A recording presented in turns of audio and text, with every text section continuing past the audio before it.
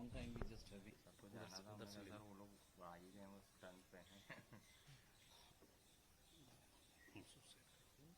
Sir क्षेत्रीय पार्टियों अगर हो क्या नहीं, अब देखिए ना 19 में उड़ीसा के इलेक्शन को देखिए, एक ही बीजू जनता दल को 3/4 बहुमत दिया वोटर ने, और दूसरी ज्यादा सीटें, उसमें भी जनता देख लेगी अपने मुद्दे भी, जनता जानती है, मोदी लहरिया जनता जानती है। वन इलेक्शन की बात हो रही है, किस तरीके से इसको देखा जाए, और आप एज ए इलेक्शन कमिश्नर की तरह से आप किस तरीके से देखते हैं, और क्या कुछ इसमें सुधार हो सकता है या संभव है, या क्योंकि कमेटी बन चुकी है, क्या कुछ आप कहना चाहेंगे? देखिए, अपने संविधान निर्माताओं ने वन नेशन वन इलेक्शन का प्रावधान पहले से ही कानून में और संविधान में रखा था, और इसीलिए 1952 में, 1957 में, 1962 में, 1967 में वन नेशन वन इलेक्शन की तर्ज पर विधानसभा और लोकसभा चुनाव एक साथ हुए।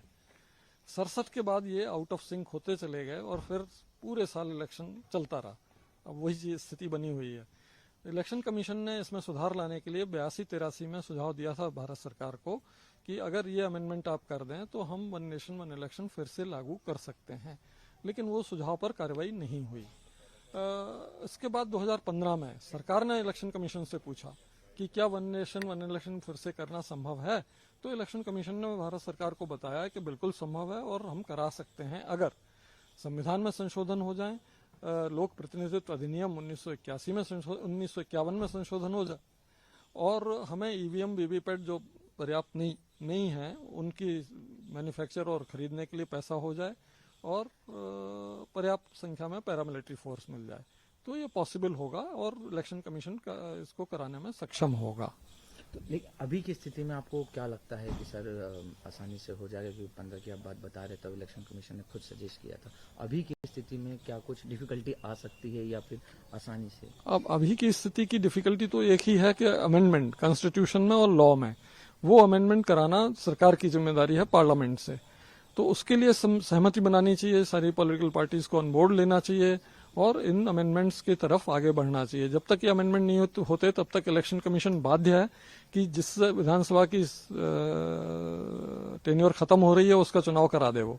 तो इसलिए पहला तो है अमेंडमेंट अगर हो जाएंगे तो फिर इलेक्शन कमीशन से मिलके ये तय कर लें कि कितनी ईवीएम वीवीपैट उनके पास हैं, कितनी की जरूरत है, लगभग 35 लाख की जरूरत होगी। तो वो गैप अगर है तो उसके लिए पैसा दे दें और उसको मैन्युफैक्चरिंग के लिए टाइम दे दें, तो वो मिल जाएंगे।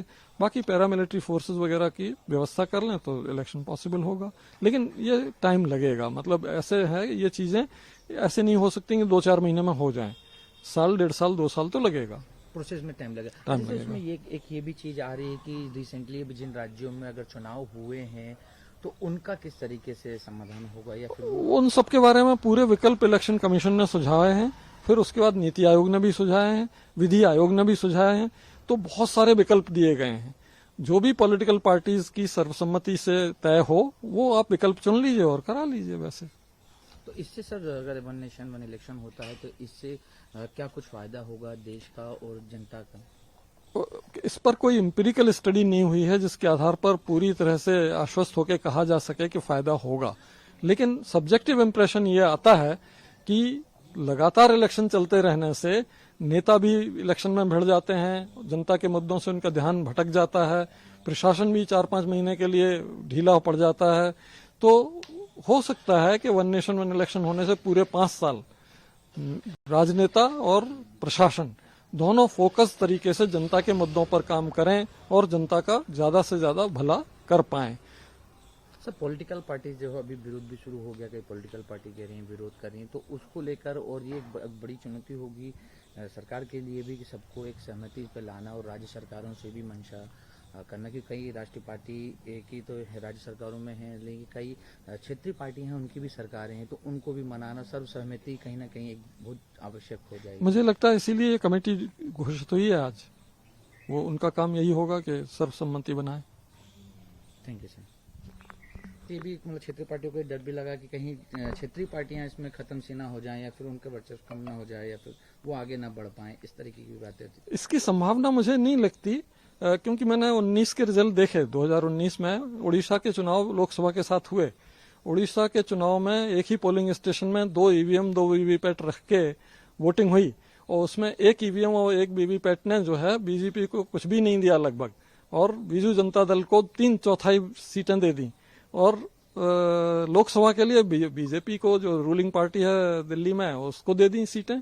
तो इस तरह का वोटर जो है मेच्योर हो चुका है और वो अपना निर्णय कर सकता है कि कैसा हमें जनप्रतिनिधि चाहिए, कैसी सरकार हमें चाहिए, उस पर भरोसा होना चाहिए।